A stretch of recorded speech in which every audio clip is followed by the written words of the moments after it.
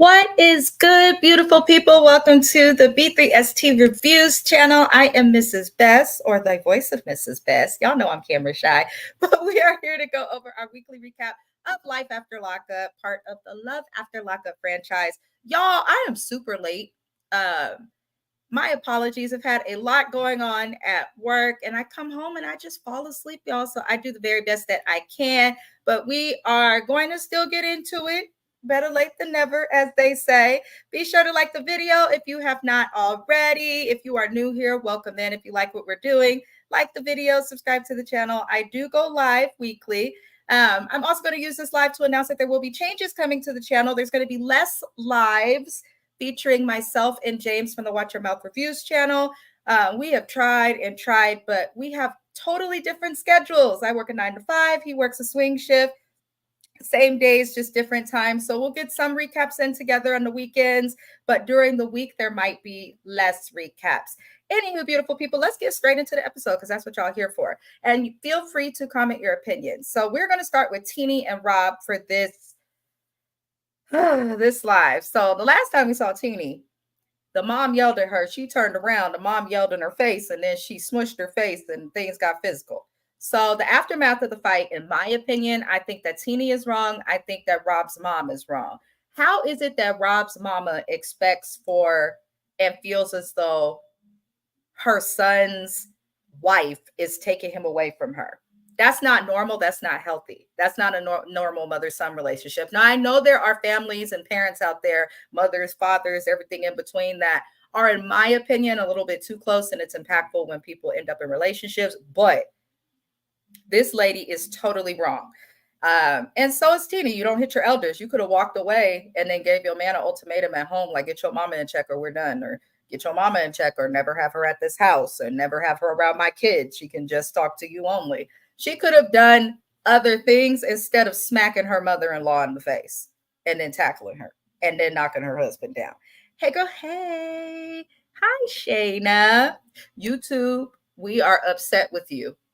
And that's all I'm going to say right now. I'm not happy with how YouTube did Shayna and myself and a couple other creators. I don't know what the hell going on with YouTube, but they're not always the nicest to us chocolatier people.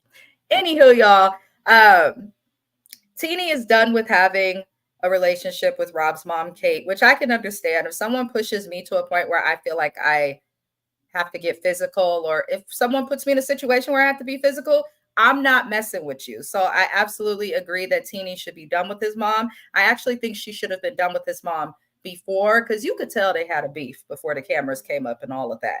And if you watch Love during Lockup, you knew that there was a little bit of a beef. Not surprised at all. But Rob speaks about his mom, and he says that his mother expected for him to raise, like, his mom doesn't think like a mom, y'all. That's the best way I could word it. She expects for Rob to look out for her now, kind of like the roles have been reversed with raising him. Now she wants him to take care of her, and that's not how it works. If you have kids out there, your kids don't owe you nothing. They don't owe you nothing. Be a good parent, raise them right, and make it to where they want to leave you something. Make it to where they naturally want to give you something. But your kids don't owe you nothing. They didn't ask to be here, and they don't owe you nothing for it. That's just how I feel. But it just seems like his family is not going to act right because he's not financing their future no more. So when Rob was with the the poop emoji and in the streets, he was getting money. That's why a lot of people get in the streets, but fast money disappears even faster. That's why all these people in Love After Lockup done got regular jobs and is working like the rest of us, because fast money, just as fast as you get it, is as fast as it goes. But his family, instead of encouraging their loved one, hey, don't break the law, they said, can I get $20? Can I get $100? Can you buy me this?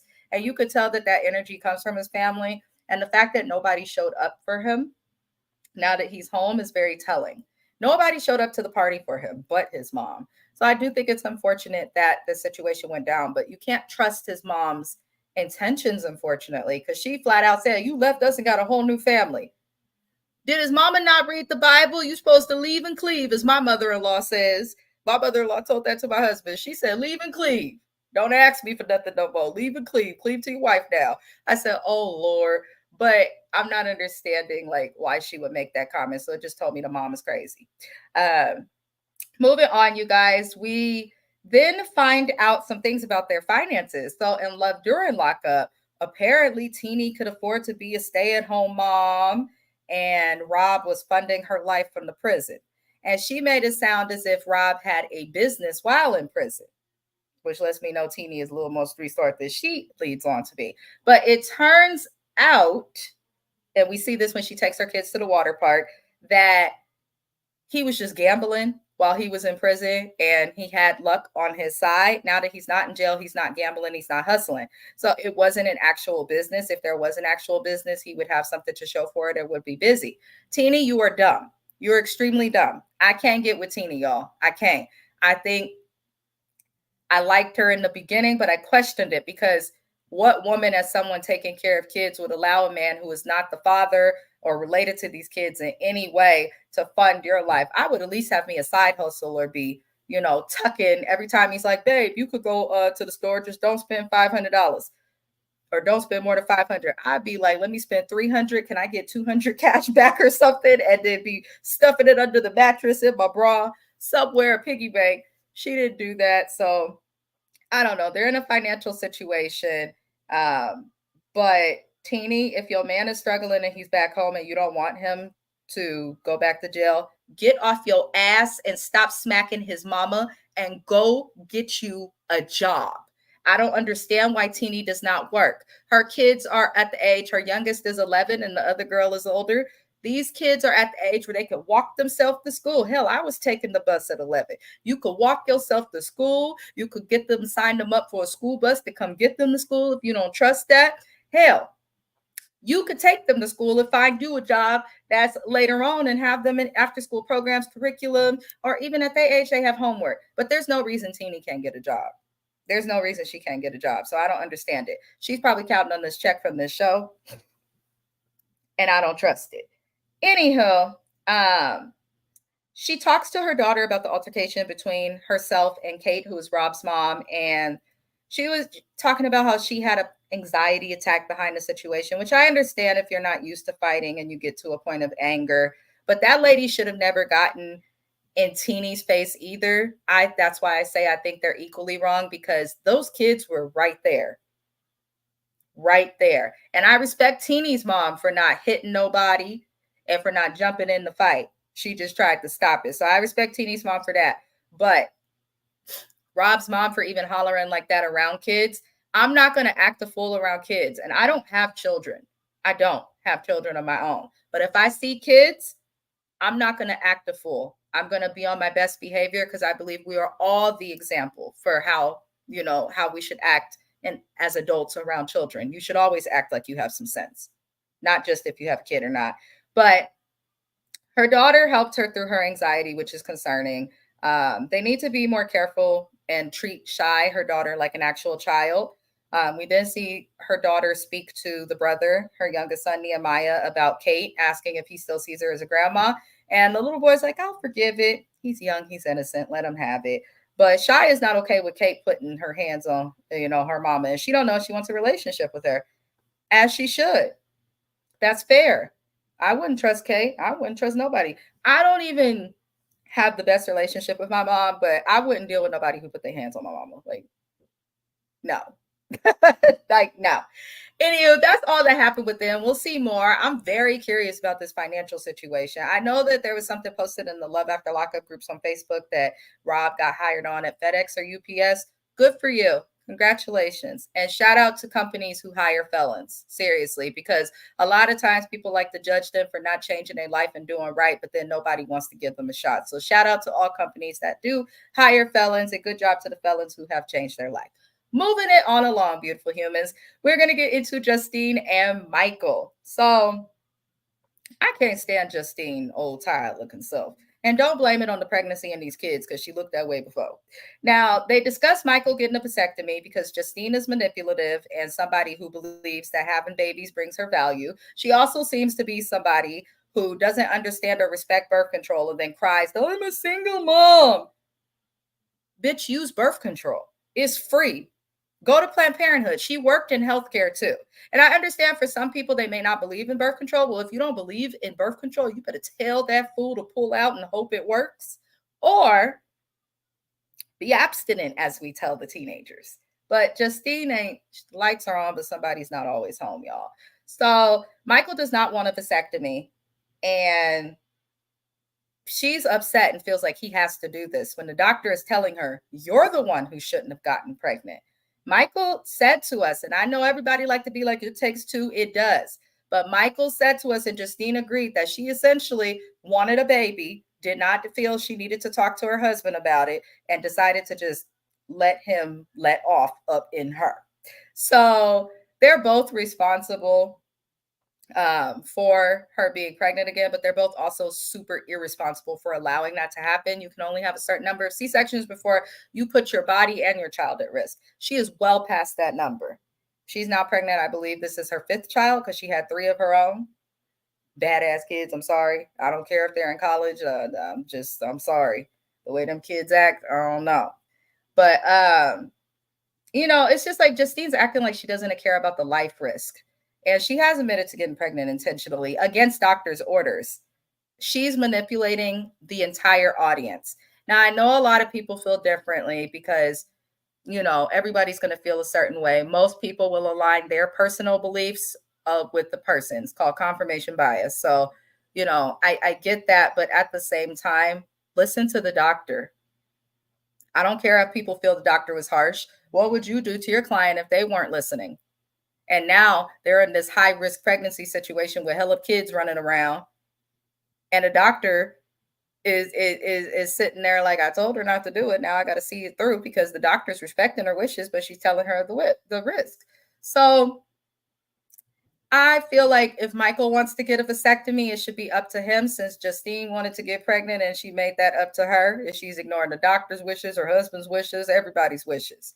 And I'm curious when they're going to bring Michael's mom back into the show, because I'm not trying to be mean, y'all, but I'm bored of Justine and Michael. I don't care that she's pregnant again. This isn't like when we had Marcelino and Brittany, and, Brittany kept getting pregnant and we were like, yay, yay. Like, they have not been on the Love After Lockup franchise long enough for me to give a damn. So I need that mama to come back because I'm bored. And Michael's mom, for those who did not watch Love During Lockup, is a hoot. She DNA tests every single baby, and this lady's pregnant again. So I want to know if Michael's mom is asking for the DNA test again. I want to know. Why wouldn't she? Anywho, we see then the next morning, everybody's getting ready, and all I could think is there are too many damn kids in that house. She has 3 kids of her own. They have 1 child together. I'm at 4. Then in addition to that, he had 4 kids. So 4 and 4 is 8. And now she's pregnant with kid number 9. This bitch ain't got no job and got to sit still because she doesn't understand how C-sections work and decided to get pregnant again. And this is where we learn that Michael is working for a moving company, because big surprise, and as quiet as it's kept, remember those sneakers from Love During Lockup? I got a sneaker line. I'm making money. I'm also a rapper. Well, we remember the person that was managing Michael. I can't remember his name. He went down. I believe he's in prison for some stuff right now. And it seems like without his manager, Michael's music's not doing anything. Side note, I do music reviews and offered to review Michael's music. Got no response. Shout out to Cam. For those who don't know, Cam, oh my God, the name is slipping me right now. His girl's name starts with the A, but they were on the show. I've reviewed his music a few times. He sends me stuff, very friendly. But Michael, I guess, is not doing music anymore, nor is he's doing sneakers. Sneakers is not going to support a family of 8 unless you are Michael Jordan and Nike themselves. I'm just saying. So he got a real job. Good for him. He's worked for a moving company. But that's the concern with them moving to Vegas, y'all. People move to Vegas. They're like, opportunity, opportunity. So much I can do. There are millions of other people thinking just like you. And I see it all the time living in California because somebody's always trying to move here from some other state and then complaining and sucking up the resources for people who are actually from here. And I know the Texas experiences the same thing because that state's becoming overcrowded. In certain areas, too many people move to, and then, it's a problem. Vegas don't have jobs like that unless you have a degree. And when I say a degree, you need to have a degree in hospitality, healthcare, business management, HR. Like it needs to be a degree in something that is in Vegas in that desert. Michael don't got that. Justine does though, because she was working in healthcare. So instead of getting pregnant, she could have really been working side by side with her husband and making it work. But she one of the females who you could tell just has this dumb idea of what marriage is and doesn't understand that like there's more that comes with it. Sometimes you can't depend on the man to carry everything financially, especially when there's 8 kids. Hello. But what do I know? Anywho, let me stop roasting these people. Michael says he got a job because his parole requires him to have a W-2. This is true, but if he was truly a 1099 employee, which is usually what you do when you're self-employed, and could provide the bank statements and had the, correct codes with the IRS and things, parole would accept that. But okay, Michael, I'm just glad you're working. So we see Justine get a dramatic call from her son, Santana, who she's saying is high functioning autistic, which I've worked as behavioral tech before with autistic children, and 9 times out of 10, it's not the fact that the child is on the spectrum that is keeping them back or causing them to regress. It is the parent's fault. We give them the tools. It is up to the parent to be consistent with that. So her son is high functioning autistic, but he's upset and hollering, telling her to get home now. And it turns out that when she gets home, Michael's son, Michael Jr., bullied and hit Santana, who is Justine's son. But the reason that this happened is because Justine's badass son, because autistic or not, especially high functioning, you don't get to use as an excuse. And I noticed Justine was very quick to explain that.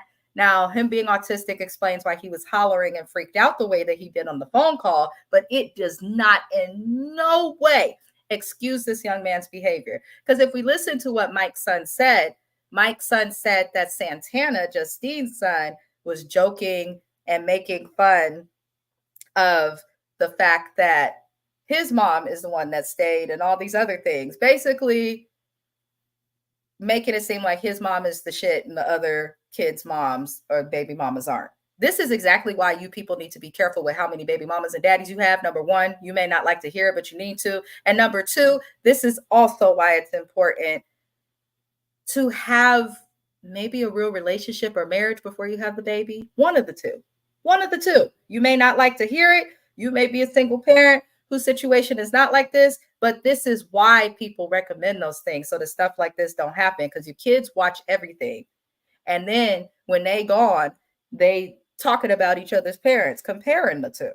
And so I can understand why Michael's son, Michael Jr., got upset and hemmed him up. So an iPhone was broken, and this is how you know Justine's kids are bad and spoiled. Are you going to fix my phone? You threw your phone because you're mad that you got hemmed up for talking crap about this young man's mom and his siblings' mom. That's a life lesson for you. Be careful what you say and how you say it. And make sure that your child understands, Justine, that he is accountable for his words, autistic or not. Because when he gets in the real world, nobody's going to care or say, maybe he's autistic. Is that why he did that? They're not going to care. They're not going to care. So it looked like a normal sibling thing. I'm not going to lie. I've gotten into it with my siblings and done hemmed up my sister a couple times. I have a younger sister. I done knocked my little brother upside the head a time or two. Sometimes stuff happens between siblings, and that's what it is. Now, what irritated me was Michael got mad because he had to leave work early for this and hit the wall. Blended families can work, but this is too many kids to blend. Both of them are irresponsible and need to have a sex education class to understand what the hell they're doing in the bedroom. Because Y'all both got so many kids that it's going to be constant issues. And you could tell these people are overwhelmed and tired.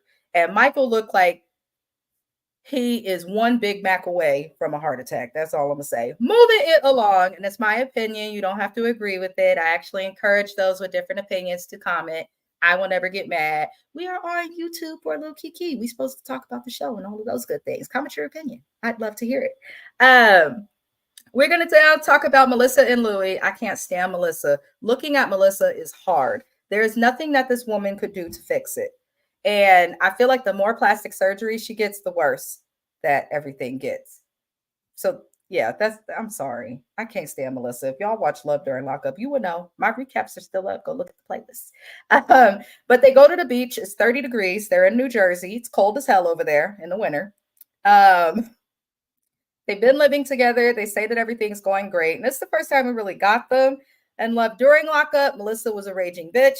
She was not understanding to Louis working at pizza shops. She was ungrateful that he was working. She used her buying his teeth as an excuse to, pretty much braid him. And then in addition to that, she entirely switched up when he got out. It's like she expected him to just be rich, and she had issues with his mom, which is weird. So they're at the beach. It's 30 degrees. Louis has multiple jobs because it's hard for him to get a job as a felon. So he is working at a pizzeria in New Jersey. He's also training people as a personal trainer. In addition to that, he is selling supplements. And I respect him. Some people would say, I can't find a job. What am I going to do? Or I can't find a job. I'm going to live off Melissa. At least he got his own job.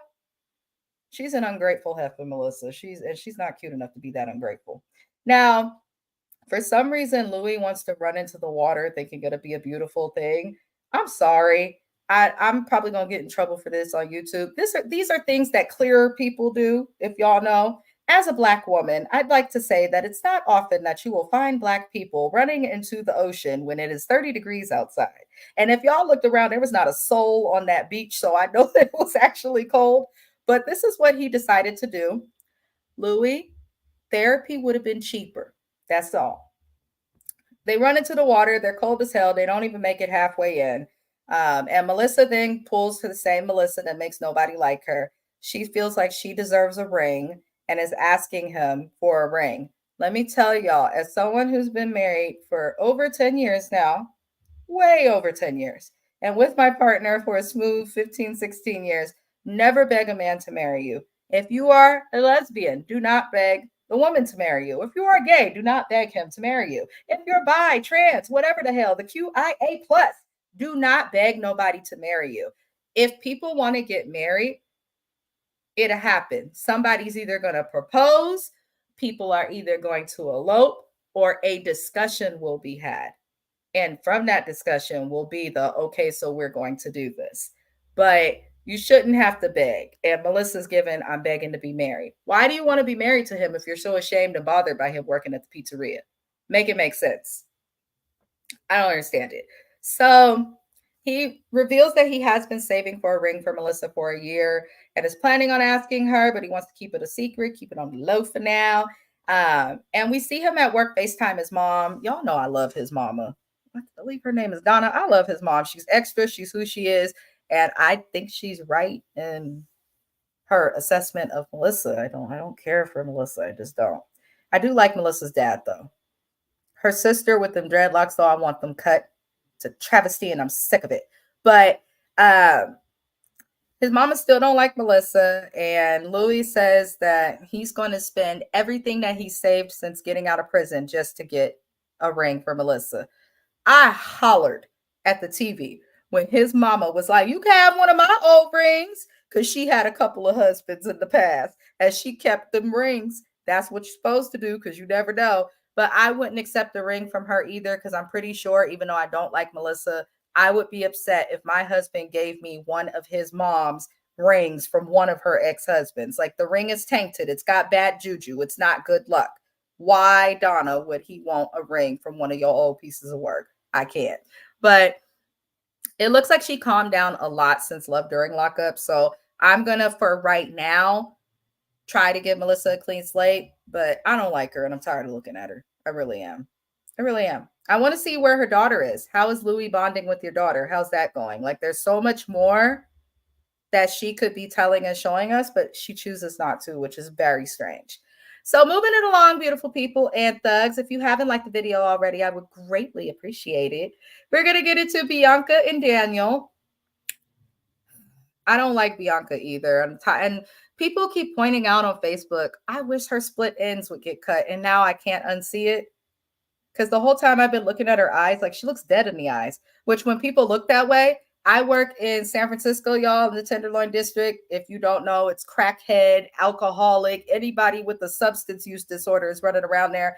And Bianca looks like the girls I be seeing there. So I've been said and hinted, I think she got a little bit of a drinking problem that she could probably control if she admits it. But another topic. Anywho, it's Daniel's first day out. She's snappy and rude. She's mad at him because he made her a pot of coffee and he made her breakfast, but he would not stop eating his breakfast when she was done eating her breakfast to go pour her the pot of coffee that was closer to her. Hail. Um, she tells Daniel he's asking her dumb questions, which I thought was really demeaning and not necessary. And then we later see them go to his parole office. They're trying to find out if he can stay with her because he was only granted permission to stay at Bianca's for the night. So she's being so selfish about it. It's like, don't you think he was stressed out? Like, he's happy to not be in jail, but to get to go to your house for a night and then know that you could potentially be sent to a halfway house, like, that has to be stressful, y'all. That has to be stressful. Halfway houses are no joke. They're no joke. We have seen people on this show like Christiana from seasons ago. She went to the halfway house, and that's exactly what broke her and caused her to lose her sobriety. So, they can't catch everything. They don't staff them properly. I have a client actually right now. He's hella old. He's in a halfway house, and I went and did a visit. We call it home visits. I am in social work, and the stuff that I saw in there, I said, "Oh no, oh no." So I understand why Daniel wants to parole to Bianca, but I'd rather him parole to his mama, not her. I don't trust Bianca for him. But on the way to this event, we learned that he let himself off inside of her when they had sex twice. And he's like, we discussed this in jail. We should get a plan B. They're not ready to have a baby at all. She's 23. She's dumb and she needs a lot of therapy. So I don't think whether she's with him or somebody her age, I don't think she needs to be a mom right now. It just seems like a disaster waiting to happen. But we do learn that Daniel has been married before. He has a 13-year-old son that he has no relationship with. And he says he wants to rebuild with his current kid. And, he wants to find a job before he has any more kids. I'm not trying to sound mean. He can build a new relationship with his son, but it's not going to be that father-son relationship. You've missed out on a lot, bro. He would have to really step in and make his son his priority and not Bianca in order to like make up for lost time, if that's even possible. But I am happy to hear that that is a priority of his. And I think that his son will watch this someday and see like my dad thought of me and wasn't like, let me just make another baby and do a do-over. Like, no, he actually did the right thing. What was his name? Chance from the other season. He had a grown son, never had a relationship with him, went back to Taylor's dumbass, had a baby, nothing was fixed. Now he's not around that kid either. So, I respected Daniel for that. But Bianca's slow. She doesn't care about the plan B wishes. She's only concerned with what she wants. Just because you want a baby, if you're in a relationship, your partner needs to want that baby too.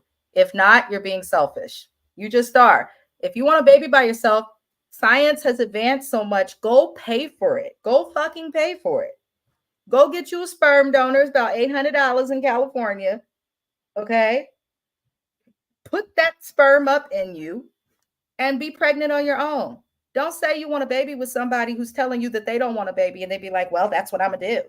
It's that life does not work that way. I tell you, people are slow. So Bianca is slow. He's told her all of this about the son, and Bianca goes, well, you don't have a job, but it takes 9 months for a baby to get here. What did Girl, you think just because he has a job, he's prepared for a baby? I'm so concerned. I'm just sick of her. I'm really sick of her. She could have had his parole transferred to Florida and done things that way, but instead she wants to go out there. It's just all very strange. Um, so we learn more of Bianca's traumas. She was pregnant before with her ex, and it didn't work out. She lost her baby, so now she just wants to have one with whoever she's dating. That's how you know it wasn't special with her ex. She's just trying to redo it. I'm not saying this to be mean. I genuinely believe as someone working in mental health and behavioral health, she needs to get help. You can't just jump from man to man trying to get a baby. You just can't. You can't.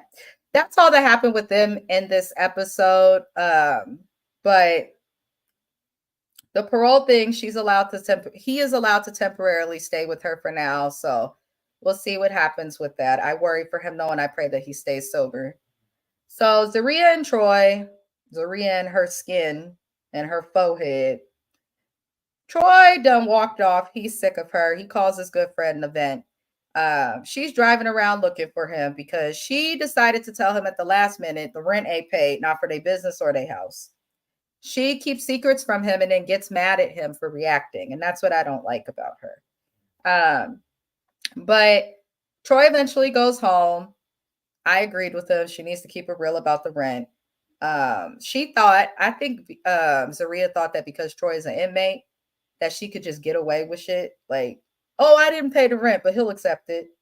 If I tell my husband I'm not gonna have my rent money and I have told him I'm going to pay rent, I think he would be upset. Hell, y'all know when I first started my YouTube channel, I was literally full-time housewife.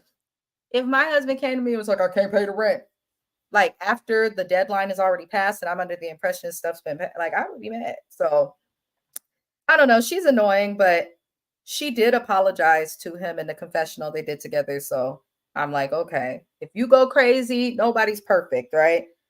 But you got to be accountable and apologize when you're wrong. So she did that. So I was like, okay, Zuri girl. Okay. But not much happened with them this episode because we've been seeing like the same scene of this drama for like 2-3 episodes now. Let's move on and see more with Troy. Where is Troy's mama? Can we all give her another gummy and take her to church again? That's what I need to happen. That was the best thing since sliced bread. I enjoyed that. Enjoyed it. We are going to talk about our last couple of this episode, which was Brittany and Key Rock. Brittany and Key Rock are so slow, but you know, they're trying. I actually feel like Brittany's holding Key Rock back a little bit, if y'all get my gist. But they are going to the government provided hotel and they are complaining about the situation. But when they were in the motel, I was looking at them like, it's not that bad. It wasn't that bad. It just did not look that bad. See the hotels that the welfare office in California give you, aka government provided. Okay, this was not that bad. I was happy to check for bed bugs though. Even if you are staying at the Ritz-Carlton, you never know where somebody's been. You check that hotel bed and you have an extra pair of sheets packed. Cause yeah, I mean I do that, but y'all know I'm extra. Anywho, he has not told his mom that he's not going to be able to move to Texas. The whole family is moving to Texas, and they find out at the last minute that Texas has not approved the parole. Key Rock calls the leasing agent. I guess her name is Simi, and this is a big deal. They have a lease signed, they've paid their rent, but he's trying to find out if he's going to be able to get his money back. And the lady's like, no, if you don't come out here, that's not our problem. We lose money. So we keep in your deposit because that's what it's for in case it doesn't work out. And that's what it is. So they're doing all of this. And I understand why people who, from what I see, the audience receiving this feels like is BS. And for the storyline, I done seen people like, oh, that's probably the producer who called them. They're saying, oh, the government's not going to give 2 felons a hotel, probation officers. Yes, they will. They actually will. I believe it's something that has to do with federal programs for those who receive welfare, food stamps, things of that nature. It's not like they'll do it constantly. It's usually like a one-time thing for 14 to 30 days. That's it. Other things to note, it probably was a producer calling. Someone pointed out that they would have used his government name. Also not true. Most governments, and I can't say where I work because I'll get in trouble on here, but I work for a government. And I will say that most governments will and do have spaces now, especially in today's time, where they'll ask you your name. And then under that, preferred name has nothing to do with him transitioning, has nothing to do with his status as LGBTQ. They do that all the time. For example, my husband's name is Anthony, but his preferred name at his jobs, anything with the government, Josiah. You can do that. Key Rock has done that. Nonetheless, they're going to stay behind. They're not going to Texas.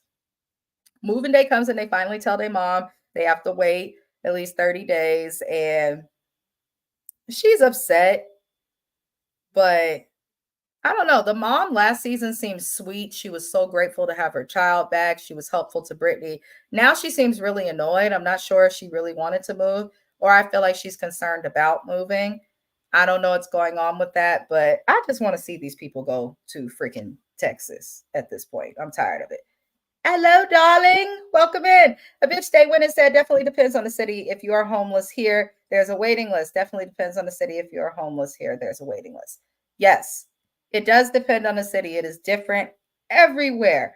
But people on the internet, girl, was talking like, oh, it's impossible. The government won't do that if you're a felon.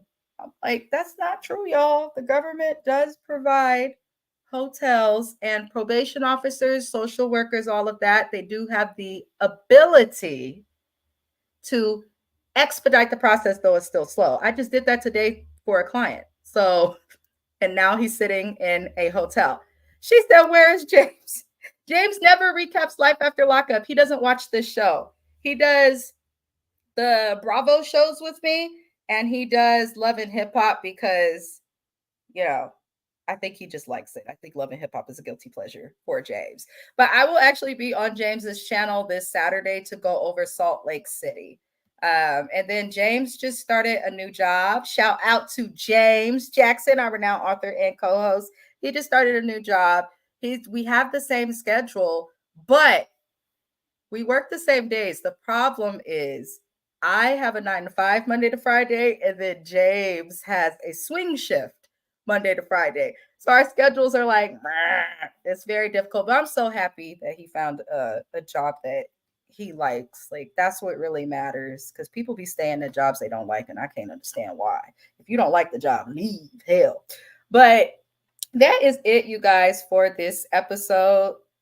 I am genuinely just looking at these couples like they are rushing casting and they need to figure it through. They need to figure it out. They need to figure it out. They just do. I don't feel like half of these people are going to last. And then the other half of them, I feel like, are only together because they're on camera and they knew somebody who was locked up. Hell, I don't know. But I enjoyed this show. I'm going to keep watching it as my little guilty pleasure. If anybody has any suggestions on shows you'd like to see us recap on the channel, let me know. Again, friendly reminder to those who watch our channel, we are going to have a lot of recaps that will start happening on the weekends because that is easier. Thank you, Bitch Day Winning, for being part of the replay gang. I love the replay gang. Anybody watching when we're no longer live, shout out to you guys. You keep the channel going. Other than that, I will see you on the next one and wish you all a good night. Adios.